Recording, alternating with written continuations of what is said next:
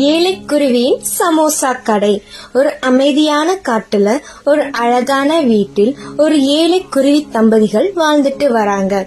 அவங்க ஒரு சமோசா கடையும் நடத்திட்டு வராங்க. அவங்களுக்கு ஒரு மகன் இருக்கான். அவன் பேருதான் சிக்கு. அவன் ரொம்ப சோம்பேறியான பையன். எந்த ஒரு வேலையும் செய்ய மாட்டான். எந்த ஒரு உதவியும் பெற்றோருக்கு செய்ய மாட்டான். எப்பொழுதும் தூங்கிக் கொண்டுதான் இருப்பான்.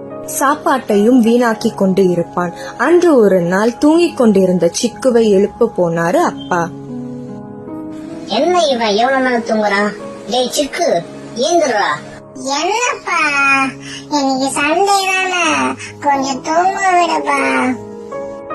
போ சிக்கு போ, அங்க தனியா அம்மா கஷ்டப்படுறாங்களா, போய் உதவி பண்ணு போ. டேபிள் மேல தோசை சமோசா வச்சிருக்காங்க, போய் சாப்பிடு போ. ஏந்துரு. சரிப்பா, போறேன்ப்பா. எப்ப பார்த்தாலும் தோசை சமோசா